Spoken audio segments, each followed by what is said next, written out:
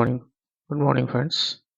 Next जो हमारा chapter है priority sector lending and government sponsor scheme oblique NABARD schemes. Priority sector lending means friends हम लोग हमेशा ही जब भी प्रमोशनल एग्जाम देने जाते हैं तो प्रायोरिटी सेक्टर लेंडिंग के बारे में हमेशा पढ़ते हैं। प्रायोरिटी सेक्टर लेंडिंग मतलब हो गया प्राथमिक क्षेत्र। ठीक है, प्राथमिक क्षेत्र का एक सीलिंग तय किया हुआ है कि कितने तक के लोन के लिए जो है प्राथमिक क्षेत्र माना जाएगा। ठीक है, इसमें हर सेक्टर के लिए है, वो चाहे कृषि हो, ठीक है, या एमएसएमई हो, या रिटेल हो। ये हर सेक्टर के लिए जो है आपको प्रायोरिटी सेक्टर डिसाइड किया गया है टू सर्टेन लिमिट्स के लिए।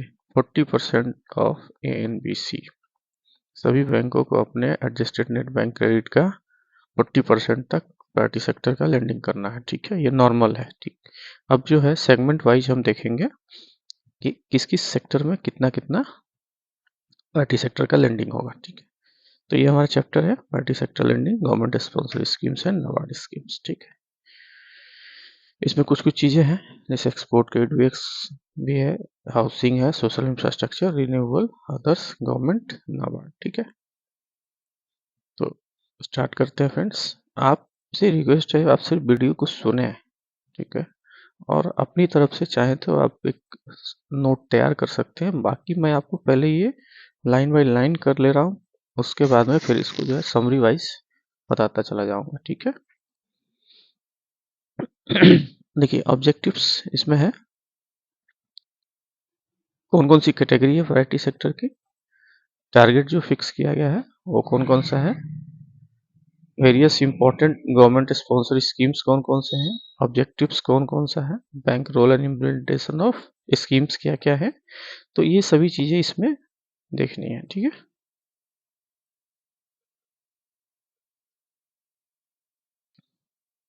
तो एक मीटिंग हुई थी 1968 में। ठीक है, एक मीटिंग हुई थी नेशनल क्रेडिट काउंसिल। ठीक है, उसमें यह फैसला लिया गया था कि सारे कमर्शियल बैंक्स जो हैं उनको फिनांस बढ़ाना है प्रायोरिटी सेक्टर में। उस समय के हिसाब से agriculture and small scale industries को। ठीक है, लेकिन इसमें प्रायोरिटी सेक्टर्स में कौन कौन से होंगे तो फॉर्मलाइज किया गया था 1972 में on the recommendation of informal study groups on statics relating to the priority sector advance constituted by RBI in 1971। देखिए, सबसे पहले ये फैसला हुआ 1968 में, ये नेशनल क्रेडिट काउंसिल थी। ठीक है, इसने कहा कि आपको जो है कमर्शियल बैंक्स को जो है प्रायोरिटी सेक्टर में फिनांस बढ़ाना चाहिए, जैसे एग्रीकल्चर एंड एसएमई है। अकॉर्डिंगली आरबीआई जो है 1971 में उसने एक इनफॉर्मल स्टडी ग्रुप सेटअप किया और उस स्टडी ग्रुप ने 1972 में फाइनलाइज किया कि हाँ प्रायोरिटी सेक्टर लेंडिंग कितना होना चाहिए। ठीक है, क्योंकि ये इनिशियली था 1972 में और कोई स्पेसिफिक टारगेट्स नहीं थे, but in 9 November 1974 bank were advised to raise the share of its sector in aggregate advance to the level of 33.1/3%। इसको 33 into 1/3%। ठीक है, 1979 तक, देखिए 72 से 1979 तक बैंकों को कहा गया कि वो अपना जो है शेयर जो है एग्रीगेट एडवांस में प्रायोरिटी सेक्टर का 33% करें। तो इसके बाद 80 में बैंक का देखिए नेशनलाइजेशन बहुत हुआ था। ठीक है, agreed by the banks that they would aim at raising the proportion of their advance to priority sector to 40% of total advance। 40% 1985 तक करना था। ठीक है, subsequently on the basis of recommendation of working group on the modalities of implementation of priority sector lending and 20-point economic program by banks, ये chairman थे इसके doctor Krishna स्वामी, के S Krishna Swami. All commercial bank were advised to achieve total priority sector lending 40% of aggregate bank advance by 1985। 1985 तक के लिए तक उसको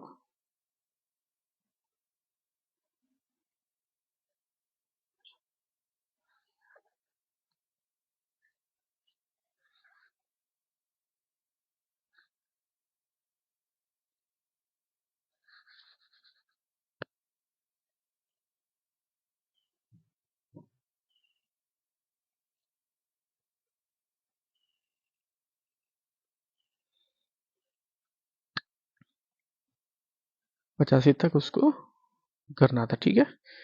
the RBI has later on constituted a working groups, internal working group बनाया RBI ने, उसके chairman थे CS Murthy, to examine the guidelines on priority sector advance, guidelines बनाने के लिए उनको कहा और एग्जामिन करने के लिए, based on the recommendation of September 2005। देखिए फ्रेंड्स, सितंबर 2005 में इनका जो है target and sub targets under priority sector lending were started linking to ANBC, मैंने पहले भी बोला एडजस्टेड नेट बैंक क्रेडिट, ठीक है। It has also been decided to include those sectors as a part of priority sector that impact large section of population। priority sector मतलब क्या हुआ कि जहाँ पे population को ज़्यादा impact करता हो, ठीक है, वैसे sections को ज़्यादा लोन करना है। The weaker sections and the sector which are employment intensive such as agriculture, teeny and small enterprises, ठीक है।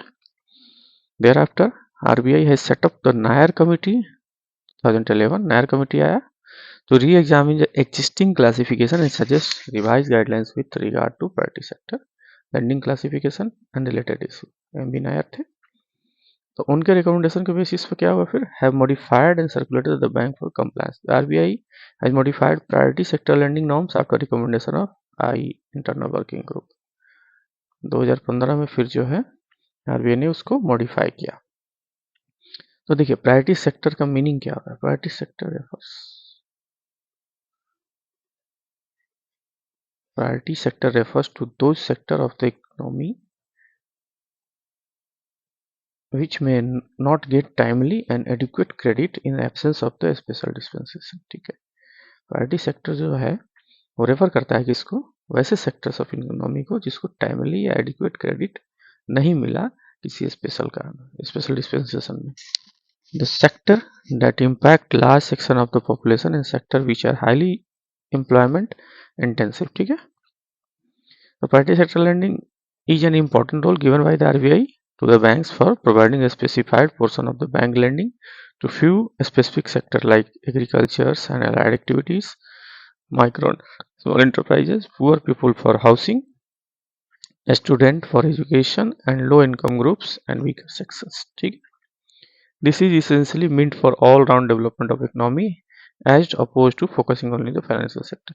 इसका मेन उद्देश्य क्या था, सामूहिक ग्रोथ करना, सामूहिक विकास जिसको कह सकते हैं, हर सेक्टर का सामूहिक विकास करना, ठीक है। तो कैटेगरी ऑफ प्रायोरिटी सेक्टर्स कौन कौन हो सकता है, देखिए प्रायोरिटी सेक्टर में जो है एग्रीकल्चर एंड MSME, ठीक है। तो एग्रीकल्चर तो एग्रीकल्चर हो गया। अब MSME में कौन कौन सा आ सकता है, तो इसमें देखिए SR small road and water transport operators, जिसको आप स्मॉल रोड ट्रांसपोर्ट ऑपरेटर्स कह सकते हैं, या स्मॉल, इसको शॉर्ट हम लोग SRTO ही बोलते हैं, small road and water transport operators. छोटे मोटे small businesses, professional and self employed persons, retail traders भी उसमें आते हैं, कंसल्टेंसी सर्विसेज। MSME मतलब क्या होता है, माइक्रो मैन्युफैक्चरिंग एंड सर्विसेज, दो चीजें आती हैं MSME में, ठीक है। उसके बाद नेक्स्ट आता है हमारा एक्सपोर्ट क्रेडिट। एक्सपोर्ट क्रेडिट में भी हाउसिंग में सबसे ज़्यादा हम लोग देखते हैं,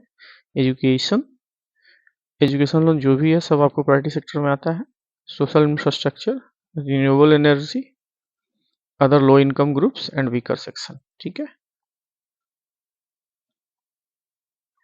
LIC एंड वीकर सेक्शन, ठीक है। अब एग्रीकल्चर देखिए, ये इतने सेक्टर्स आपको जो है प्रायोरिटी सेक्टर में हो गए, sectors and sub sectors. Now come to the agricultures. Agriculture में क्या है, एक कौन कौन सी एक्टिविटी जो है एग्रीकल्चर में क्लासीफाई होगी प्रायोरिटी सेक्टर लेंडिंग में, ठीक है। तो जो एक्टिविटी कवर्ड होगी एग्रीकल्चर में वो 3 टाइप से क्लासीफाई की गई, 3 सब कैटेगरीज में। पहला हो गया फार्म क्रेडिट, दूसरा agri infra and agri ancillary activities. एक तो मेन हो गया आपको जो आप फार्म क्रेडिट है, जो आप खेती बाड़ी का, उससे रिलेटेड एग्री इंफ्रा, एंड उसके बाद एंसिलरी एक्टिविटी।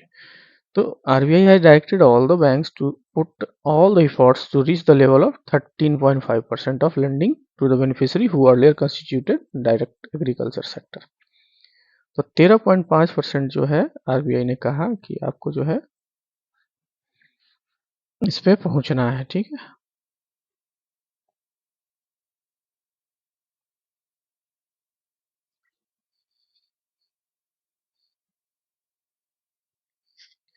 ठीक है, finance to agriculture include finance में क्या क्या हो सकता है, देखिए शॉर्ट टर्म हो सकता है, लॉन्ग टर्म हो सकता है। Short term for 12 month, long term for greater than 12 month, ठीक है। Even for agriculture and allied activities जैसे dairy, fishery, piggery, poultry, B keeping, ये सब क्या है, एलाइड एक्टिविटीज है, ठीक है। Directly to the individual farmers. Self help groups और ज्वाइंट लाइबिलिटी ग्रुप, जेएलजीस, ठीक है। सेल्फ हेल्प ग्रुप्स जो है हमारे पास भी आजकल सेल्फ हेल्प ग्रुप्स बहुत चल रहा है, एसएचजी जिसको बोलते हैं, ठीक है। इसको हम लोग हमारे यहाँ 6 लाख तक देते हैं अभी बिहार में, किसी किसी स्टेट में 20 लाख तक है, साउथ में, ठीक है। यहाँ पे क्या होता है, मेंबर्स होते हैं महिलाओं का समूह 10 to 20 मेंबर्स, ठीक है। ये लोग अपना एक बजाते जो है पूरा ग्रुप फॉर्मेशन करते हैं और उसके बेसिस पे जो है ये ब्रांचों से फाइनेंस होता है, फिर उनको उसका इस्तेमाल वो अपने ज़रूरत के लिए, अपने डेवलपमेंट के लिए करते हैं, ठीक है। Of individual farmer without limit to others such as corporate partnership, देखिए ये विदाउट लिमिट होगा इंडिविजुअल फार्मर्स के लिए।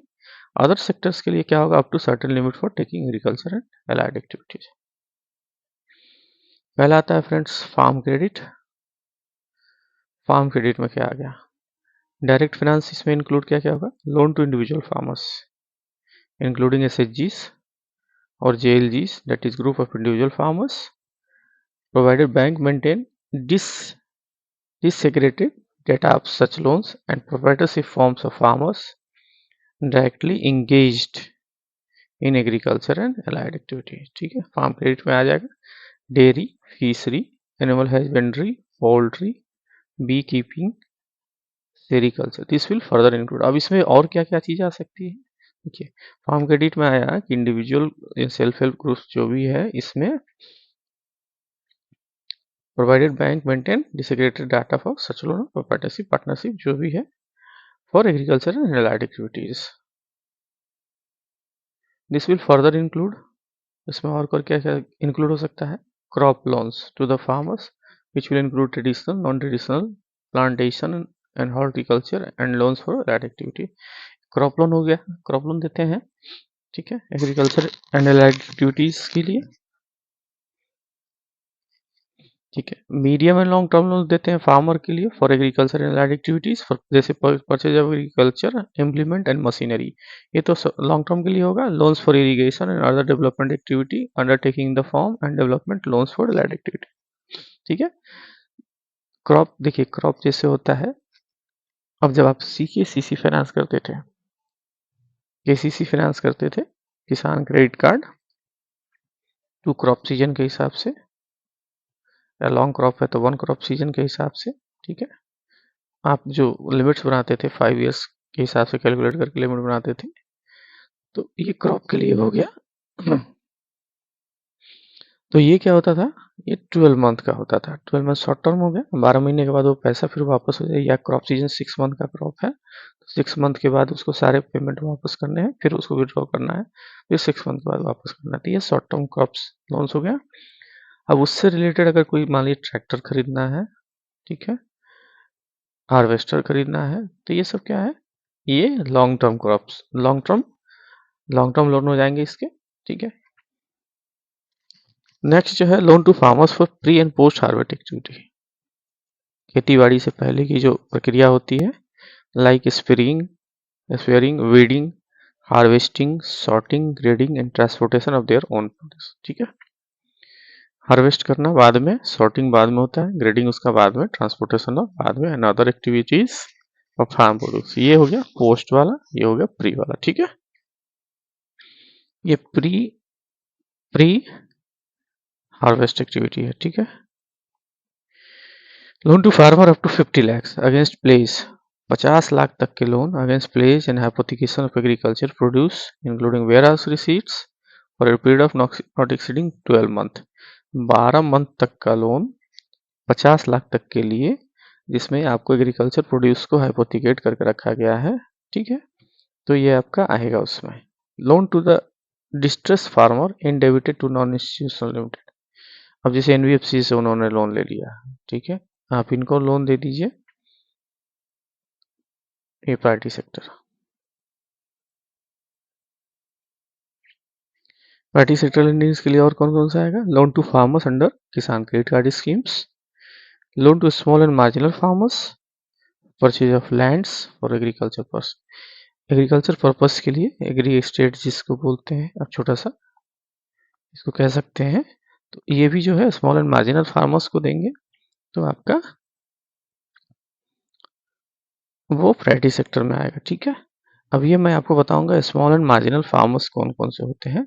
वो डिपेंड करता है कल्टीवेटेड एरिया उनके पास या टोटल लैंड एरिया कितना है, ठीक है, उसके ऊपर। सेकंड आता है B loans to the corporate farmers, farmers producer organisations, companies in individual farmers, partnership firms, cooperatives of farmers directly engaged in agriculture and allied activities like dairy, fishery, animal husbandry, poultry, beekeeping and sericulture up to aggregate limit of 2 crore per borrower, ठीक है। 2 करोड़ तक पर borrower के लिए जो है अगर आप देते हैं लोन्स सेकंड वाले ऑप्शंस में, like corporate farmers, producer organisations, companies in individual farmers, partnership firms, cooperative of farmers जो डायरेक्टली इंगेज्ड है in agriculture and allied activities up to 2 crore per borrower, that is, तो ये प्रायोरिटी सेक्टर में आएगा, ठीक है। तो इसमें क्या आ जाएगा? Crop loan to the farmers which will include traditional, non traditional plantation and horticulture and loans for allied activities, ठीक है। Medium and long term loans to the farmers for agriculture and allied activities, example purchase of agriculture implement and machinery, loans for irrigation and other development activities undertaking the farm and development, loan for allied activities, ठीक है। आपने short term loan दिया, medium term loan या long term loans जो है farmers को for agriculture and allied activities आप दे रहे हैं, जैसे like purchase of agriculture implements and machineries, loan for irrigation and other development activities, तो ये आपको प्रायोरिटी सेक्टर में अप टू 2 करोड़ आएगा। Loan to the farmers for pre and post harvest activity, देखिए इसमें प्री एंड पोस्ट हार्वेस्ट के लिए जैसे स्प्रे कर रहे हैं, वीडिंग कर रहे हैं, harvesting, sorting, cutting, harvesting, sorting, grading, transportation, ये सब उसमें आएगा। Loan up to 50 lakhs not period exceeding 12 months, ये against pledge of agriculture produce है, इनमें वेयर हाउस रिसीट्स भी आ सकता है। तो ये सब जो है आपका फार्म क्रेडिट के अंदर आएगा, ठीक है फ्रेंड्स। और इसमें फार्म क्रेडिट में 2 करोड़ तक का लोन प्रायोरिटी सेक्टर में आएगा, और ये इसके डिफरेंट डिफरेंट पैरामीटर्स हैं वो ये, ठीक है, जो हमने अभी बताया आपको।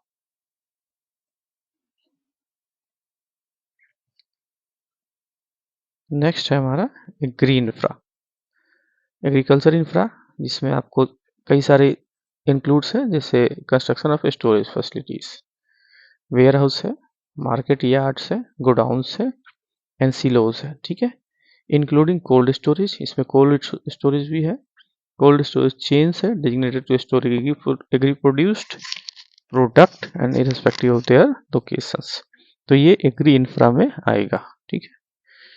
Soil conservation and watershed development, plant tissue culture and agri-biotechnology, seed production, production of a biopesticides, biofertilizer and vermicomposting, agri infra के ये भी पार्ट्स हैं, plant tissue culture, agri biotechnology, seed production, production of the biopesticides, biofertilizers and वर्मिकम्पोस्टिंग।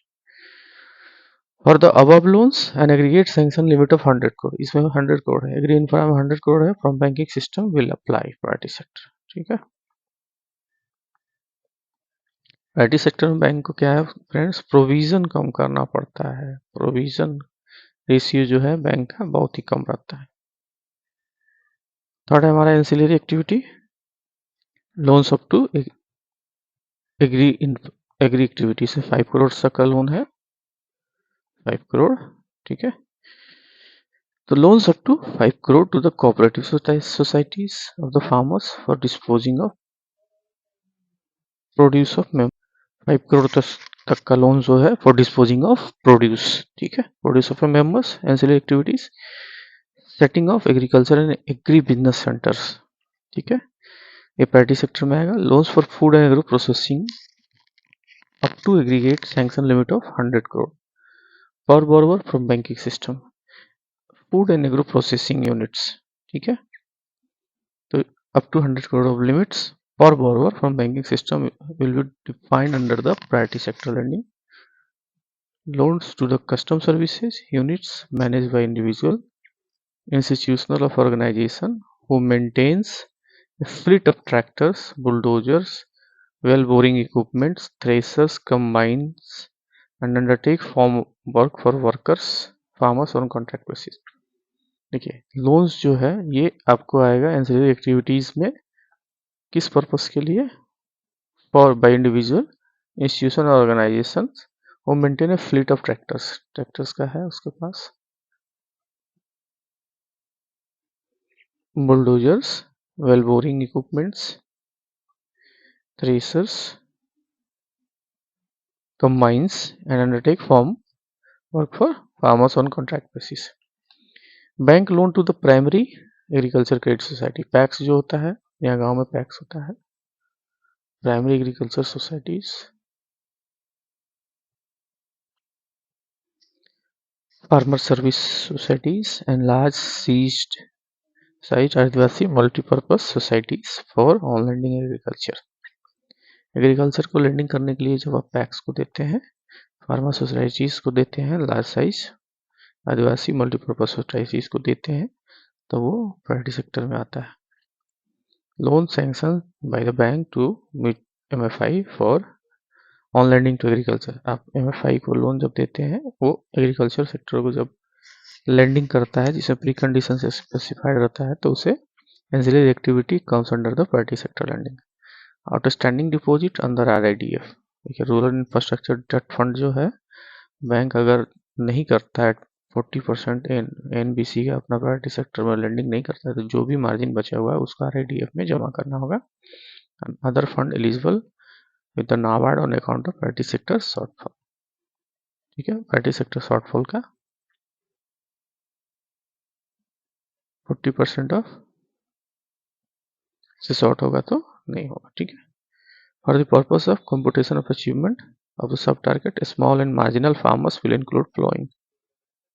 Then जो priority sector lending का computation कैसे करेंगे, sub targets and small marginal farmers का।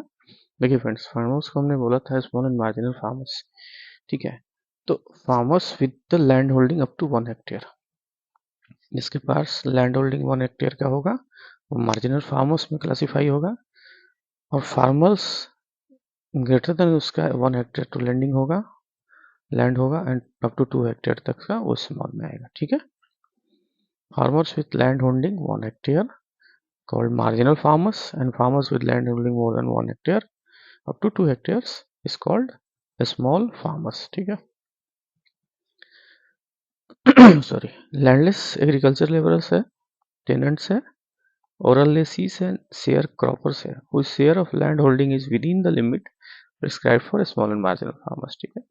Within the limits में जो है इनको जब लोन दिया जाएगा, जैसे लेबर्स हैं, टेनेंट्स फार्मर्स हैं, ओरल लेसीज हैं, शेयर क्रॉपर्स हैं, तो which share the land holding is within the limit prescribed for small and marginal farmers, तो प्रायोरिटी सेक्टर लैंडिंग में आएगा।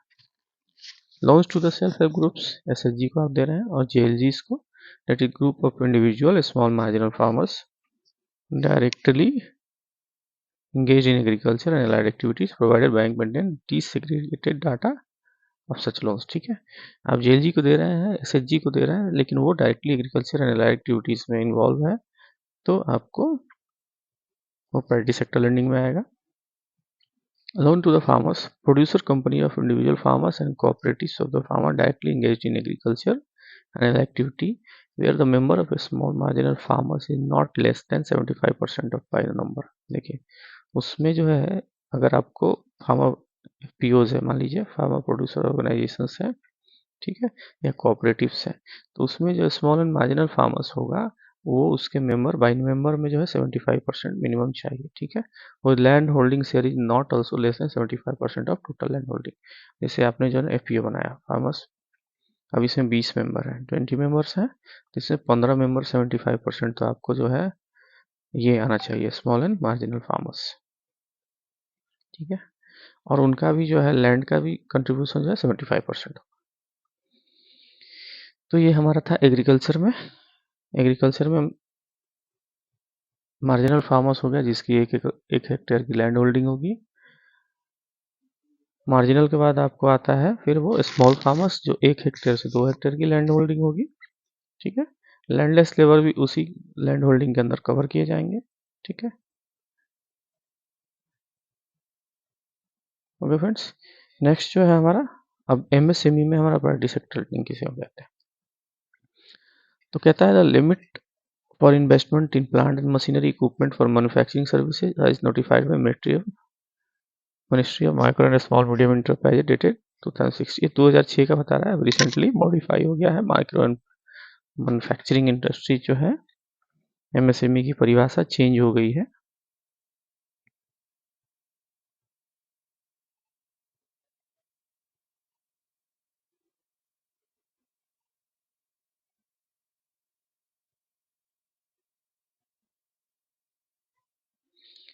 अभी जो एमएसएमई की परिभाषा हो गई है वो माइक्रो में क्या है, इन्वेस्टमेंट अगर है, investment in plant and machinery में 1 करोड़ तक का, ठीक है।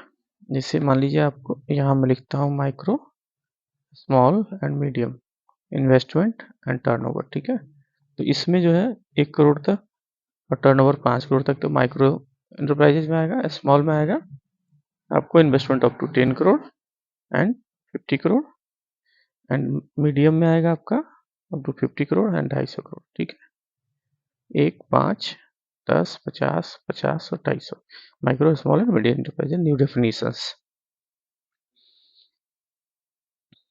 देखिए ये पुराना वाला है, 2006 का था, ठीक है। Manufacturing sector micro enterprise does not exceed 25 lakh rupees. Small enterprises में है मैन्युफैक्चरिंग में does not exceed 25 lakh rupees. Small में 25 lakh but not exceeding 5 crore. पहले था 25 लाख, 5 करोड़ बट 5 से 10 करोड़, ठीक है। ये micro small and medium enterprises होते थे। ये हो गया मैन्युफैक्चरिंग सेक्टर में होते थे, परिभाषा इसकी थी। स्मॉल सर्विस सेक्टर में क्या होता था, 10 lakh, 10 to 1 crore and 1 crore to 5 crore. ये पुराना परिभाषा होता था, ठीक है। तो फ्रेंड्स ये ओल्ड परिभाषा थी, ओल्ड डिफिनीशंस था। इसमें 25, 5 करोड़ एंड 5 करोड़ से 10 करोड़। इसमें क्या था 10 लाख, 10 लाख टू 100 लाख और 100 लाख टू 5 करोड़। ये डिफिनीशंस थे पुराने वाले, ठीक है। ये मैंने 10 लाख टू 100 लाख कर दिया, 5 करोड़ कर दिया, ठीक है फ्रेंड्स। लेकिन अब चेंज हो गया परिभाषा, अभी जो है चेंज हो गया है। अभी मैंने आपको बताया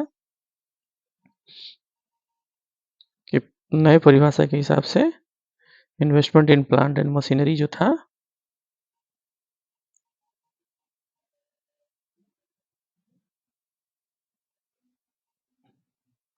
कितना था, माइक्रो के लिए micro small and medium, micro के लिए investment and turnover, investment and turnover के बेसिस से हो गया। इन्वेस्टमेंट 1 करोड़ का किया, टर्नओवर जो है 5 करोड़ तक का है।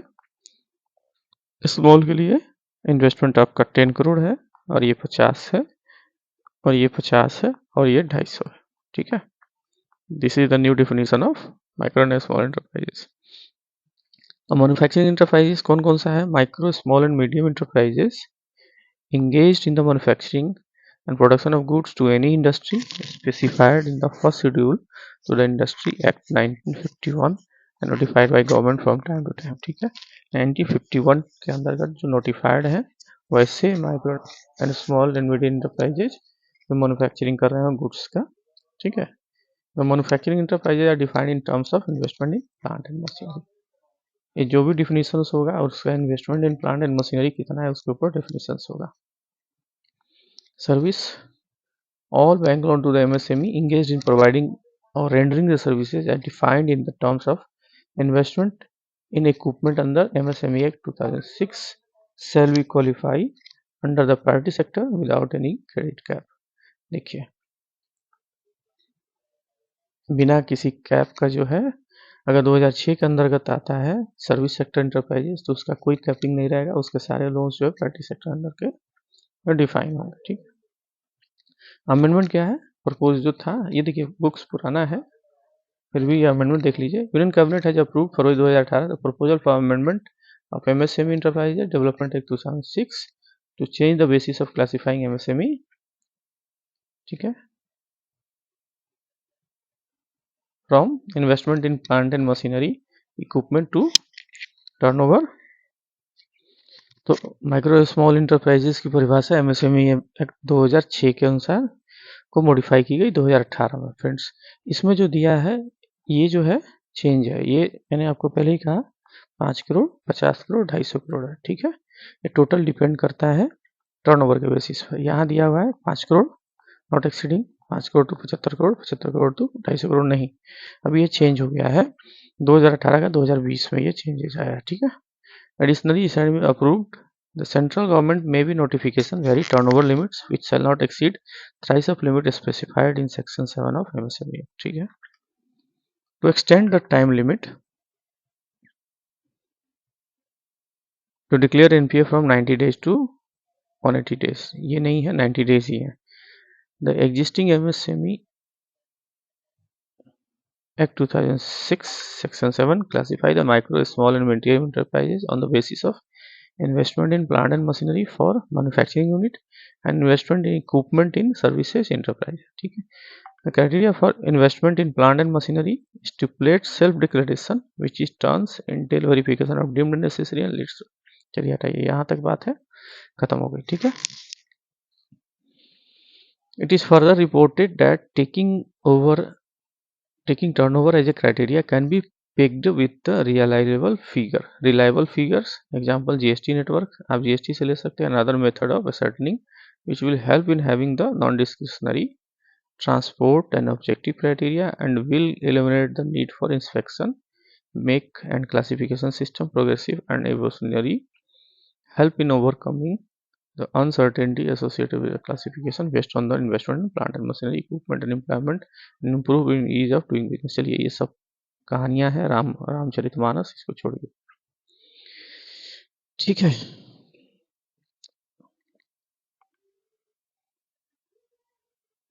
चलिए ये जब के समय प्रपोज था जब आपको 5, 75 और 250 बोला तो ये अभी चेंज हो गया, दूसरा चीज हो गया, सिंपल सा है 5, 50 और 250 करोड़। ठीक है, एमएसएमई की परिभाषा फैक्टरिंग ट्रांजेक्शंस। फैक्टरिंग ट्रांजेक्शंस किसे बोलते हैं? देखिए फैक्टर्स ट्रांजेक्शंस में होता है विथ रिकोर्स, ये एक्सपोर्ट का टर्म है, इसमें विथ रिकोर्स और विदाउट रिकोर्स। ठीक है, विथ रिकोर्स में क्या है, स्टॉक्स प्लस कोलेट्रल जो है बैंक सेल कर सकता है। ठीक है, किसी बिल के अगेंस्ट अगर उसने ये लिया तो उसका स्टॉक्स एंड कोलेट्रल सेल कर सकता है। विदाउट रिकोर्स का मतलब सिर्फ कोलेट्रल सेल कर सकता है। ठीक है, उसका जो है राइट्स, सारा राइट्स जो है अपना इस वाले केस में सेल हो जाता है। ठीक है, factoring transaction on the with recourse basis bye the bank with which carry out the business of factoring department where the assigner is a micro and small medium enterprise subject to corresponding limit for investment in plant and machinery equipment and other extent guidelines for practice classifications. Such outstanding factoring portfolios may be classified by the bank under MSME category on reporting dates। ठीक है, factoring transaction with recourse, जो भी factoring transactions होता है, ठीक है, factoring किस पर बेसिस पर होता है, बिल्स के अगेंस्ट में जो लोन प्रोवाइड करते हैं आप फैक्टर्स। फिर से मैं आपको एक बार बता दूं, फैक्टरिंग्स मैंने एक बार आपको डिफिनेशंस भी बताया था। फैक्टरिंग क्या होता है? ये बिजनेस, कोई भी बिजनेस है, sell its accounts receivables, receivables मतलब stocks, to the third party, usually a bank, at a discount to exchange, in exchange for immediate cash. Immediate cash अगर चाहिए तो क्या करता है, अपना जो रिसीवेबल है उसको सेल कर देता है थर्ड पार्टी को। तो factoring is often used for short term financing such as account for receivable 90 days, the business retain credit risk and collection. ठीक है। फॉरफिटिंग क्या होता है? तो एक्सपोर्टर वहां क्या करता है, sell the rights of their trade receivables to the forfaiter in exchange for the immediate cash. ठीक है। अब इसमें रिकोर्स बेसिस है एंड विदाउट रिकोर्स बेसिस है।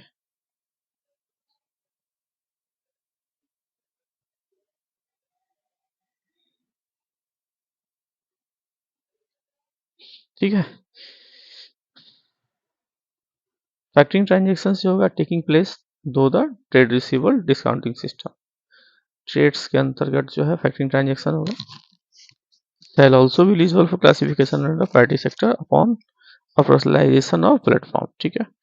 फैक्टरिंग ट्रांजेक्शन जो भी होगा वो डील होगा ट्रेड्स के थ्रू। ठीक है।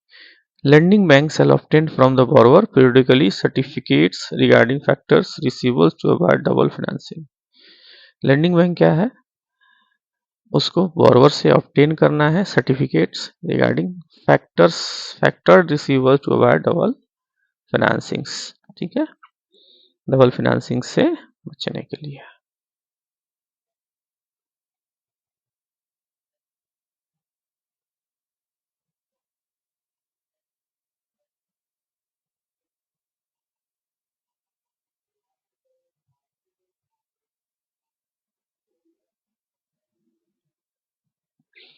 KVIC, khadi and village industries. ठीक है।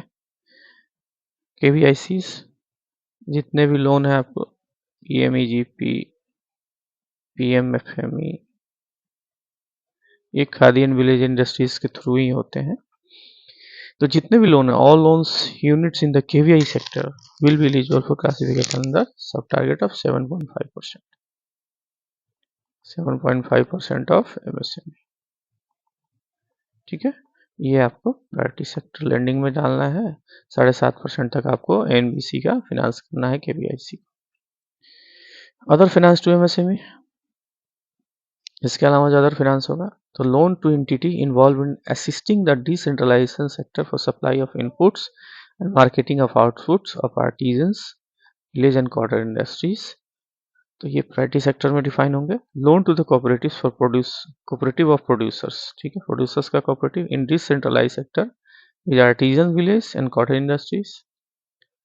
Loan sanctioned by bank to MFI. ठीक है। For on lending to MSME sector as per the condition specified in paragraph 9 of this circular. Priority sector lending, credit outstanding in general credit card GCC including artisan credit card, LUCC लघु उद्यमी credit card, स्वरोजगार card and weaver credit card in existence and catering to the non-farmer entrepreneurial credit needs to the individual, ये भी आएगा आपको priority sector lending में।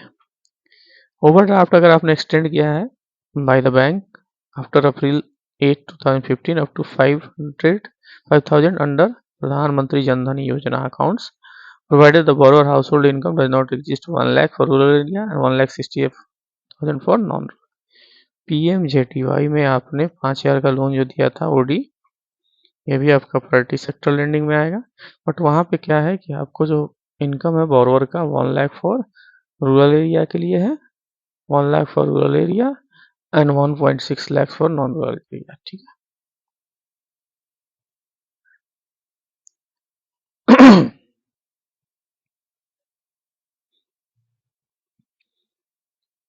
Outstanding deposit with SIDBI and Mudra limited on the account of priority sector shortfall. ठीक है।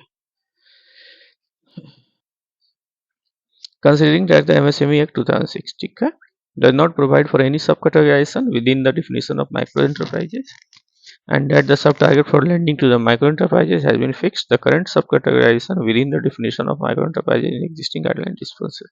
चलिए ये रामायण है, इसको छोड़िए।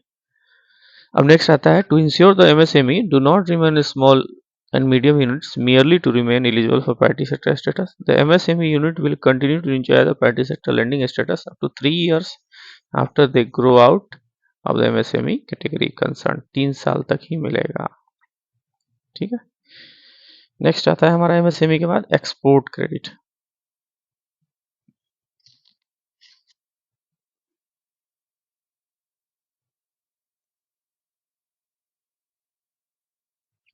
The export credit extended as per detail below will be classified on priority sector, ठीक है। प्रायोरिटी सेक्टर में कौन कौन सा आएगा एक्सपोर्ट क्रेडिट में?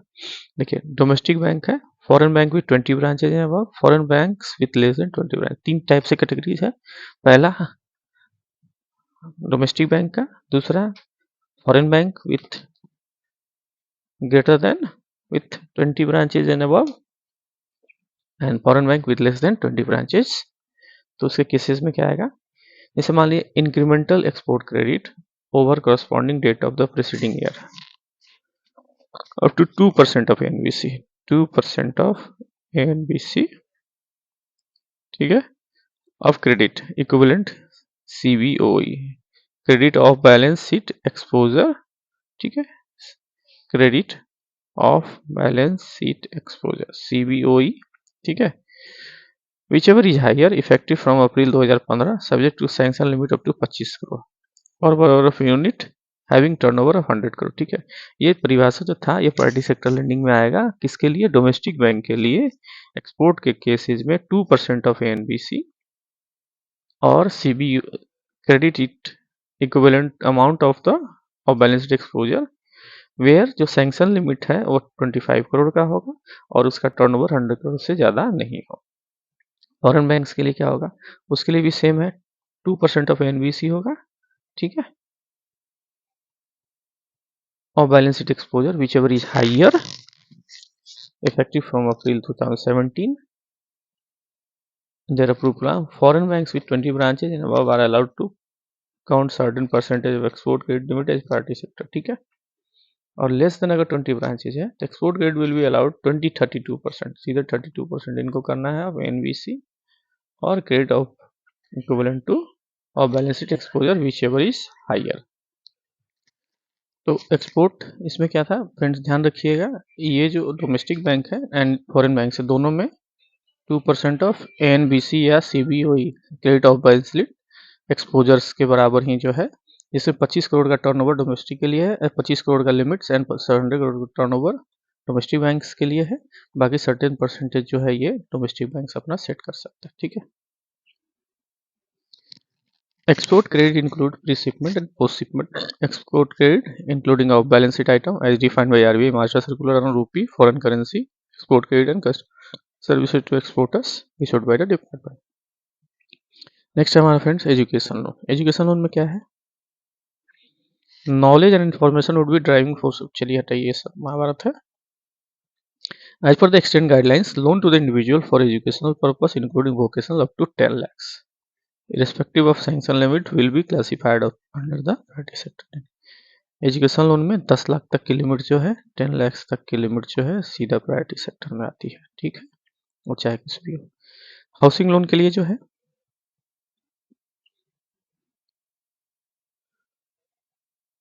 ठीक है,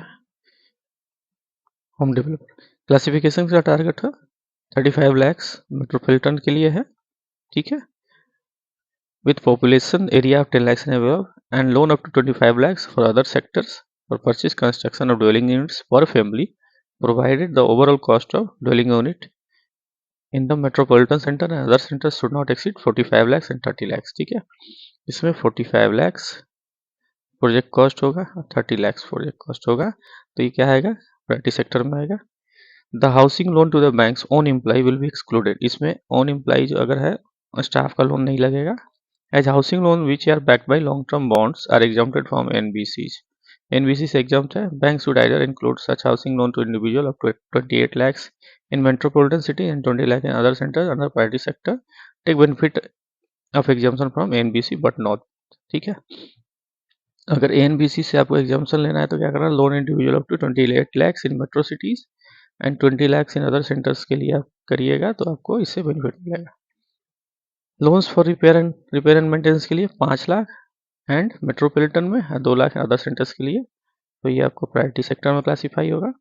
बैंक लोन कोई गवर्नमेंट एजेंसीज को देते हैं for construction of dwelling units for slum clearance and rehabilitation of slum dwellers subject to ceiling of 10 lakh per unit dwelling units, ठीक है, 10 लाख से ज़्यादा नहीं होगा। The loan sanctioned by the bank for a housing project exclusively for the purpose of construction house of economically weaker sections and LICs. The total cost which does not exceed 10 lakh per dwelling units for purpose of identifying the economically weaker sections and lower income, the family income of 2 lakh per annum irrespective of locations. ठीक है friends, bank loan to housing finance HFCs approved by NHB National Housing Board for the refinance on lending to the purpose of purchase, construction, reconstruction of individual dwelling units for slum clearance and rehabilitation slum dwellers subject to aggregate limit 10 lakh 10 lakh तक के लिए जो है अगर bank loan जो है HFCs को देता है, जो आपको हाउसिंग फाइनेंस कंपनी है approved by national housing boards है, जो क्या करेगा इंडिविजुअल ड्वेलिंग यूनिट्स बनाएगा, स्लम क्लियरेंस करेगा, रिहेबिलिटेशन करेगा स्लम ड्वेलर्स का, जिसका एग्रीगेट लिमिट्स जो है पर बोरोवर आपको 10 लाख होगा, तो प्रायोरिटी सेक्टर में आएगा। The eligibility under priority sector loans to HFC is restricted to 5% of the individual bank total priority sector lending. Priority sector limit का लेंडिंग का 5% तक इसको फिक्स किया गया, इससे ज़्यादा नहीं कर सकते on ongoing basis. The maturity of bank loan should be co terminus with the average maturity of loans extended by HFCs। Bank should maintain and necessary borrower wise details of underlying portfolio, ठीक है, co lending जिसको बोलते हैं, outstanding deposit भी NHE on account of priority sector shortfall, ठीक है। Okay friends, तो आज के लिए इतना ही खत्म करते हैं, 45 मिनट्स का वीडियो हो गया, इसके बाद हम सोशल इंफ्रास्ट्रक्चर से शुरू करेंगे। जब तक फ्रेंड्स लाइक शेयर सब्सक्राइब करिए। बड़ी आश्चर्य की बात है कि 12 व्यूज़ ही मिलते हैं हमको। Thank you.